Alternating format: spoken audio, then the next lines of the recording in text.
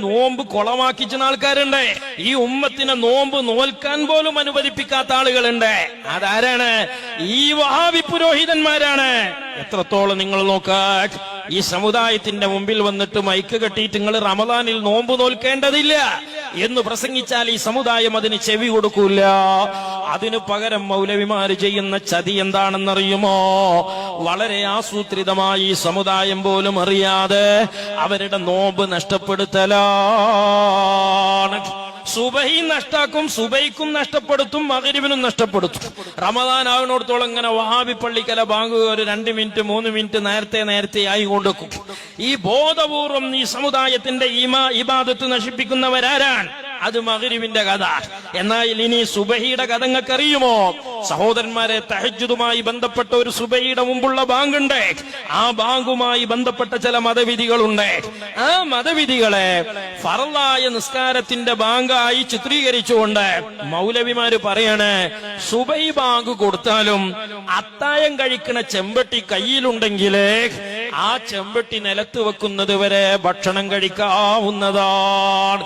പണ്ടൊക്കെ ഒരു ഉറി എന്ന സാധനം ഉണ്ട്. ഇനി ചട്ടിയും കുടിക്കൊക്കെ സൂക്ഷിച്ചേക്കണ മീൻകറിയും ഭക്ഷണമൊക്കെ പാത്തേക്കണേ എന്നതുപോലുള്ള ഒരു ഉറി താടിമ കെട്ടിയ വഹാബിയക്ക് മഗ്രിബ് വരെ സമാധാനം, നിലത്ത് വെക്കാൻ മതി. മൗലവിമാര് പറയണേ, സുബഹി ബാങ്ക് കൊടുക്കുമ്പോ ഭക്ഷണപാത്രം കയ്യിലാണെങ്കിൽ ആ പാത്രം നിലത്ത് വെക്കുന്നത് വരെ, ഒന്നിരിക്കെ നിലത്ത് വെക്കുക, അല്ലെങ്കിൽ പാത്രത്തിലെ ഭക്ഷണം ഷാപ്പിട്ട് തീരുക, അതുവരെ റമദാനിലെ നോമ്പിനൊരു പരിക്കും വരൂല എന്ന് പച്ചക്ക് പറഞ്ഞ് ഈ ഉമ്മത്തിന്റെ ഇബാദത്ത് കൊള്ള ചെയ്യുന്നത് കേട്ടോളൂ മുസ്ലിമീങ്ങളെ. ഇമാം മുസ്ലിമിന്റെ ഷർത്തോടു കൂടിയുള്ള ഹദീസ് എന്ന് പറഞ്ഞ് ഹാക്കിം ഉദ്ധരിച്ചതാണ് കേട്ടോ. അതെന്താണത്? റസൂലുള്ളാഹി സ്വല്ലല്ലാഹു അലൈഹി വസല്ലം പറഞ്ഞു, നിങ്ങൾ ആരെങ്കിലും ബാങ്ക് കേട്ടാൽ വൽ ഇനാഉ അലാ യദിഹി, അത്താഴം കഴിക്കുന്ന പാത്രം, ഭക്ഷണപാത്രം അവന്റെ കയ്യിലുള്ളപ്പോൾ ഫലാ യദഉഹു, അവന്റെ താഴെ വെക്കേണ്ടതില്ല. വൈകുന്നേരം വരെ ഈ പാത്രം പിടിച്ചിങ്ങനെ തിന്ന് നടന്നാല് മരിവാങ് കൊടുക്കോളം നക്കാന്നാണ് ഇപ്പൊ ഇതിന്റെ പച്ചമലയാളം. യഥാർത്ഥത്തിൽ ഹദീസ് എന്താണ്? തഹജ്ജുദിന്റെ ബാങ്കിന്റെ വിഷയങ്ങളുമായി ബന്ധപ്പെട്ടാണ് അത് പറയുന്നത്. അതിനെ സുബഹി ബാങ്കിലേക്ക് കൂട്ടിച്ചേർത്ത് ബാങ്ക് കൊടുക്കുമ്പോ അത്തായം കഴിക്കണ ചെമ്പട്ടിയിൽ ഒരു ചെമ്പട്ടി ഭക്ഷണം കൈ പിടിച്ച് അത് നിലത്ത് വെക്കാതെ വൈകുന്നേരം വരെ കൊണ്ടടക്കാന്നുള്ളിടത്താണ് പുരോഹിതന്മാർ. അവൻ ആവശ്യത്തിനുള്ള അതിൽ നിന്ന് കഴിക്കുന്നത് വരെ. അപ്പൊ ബാങ്ക് കേട്ടാൽ അപ്പൊ തന്നെ തുപ്പിക്കളയെന്നോ വായിൽ കൈയിട്ട് ഛർദിക്കൊന്നും വേണ്ട. ഇതിനേക്കാളും വലിയ നോമ്പ് ഫസാദാക്കണ ചന്തുമാരാരാണ്?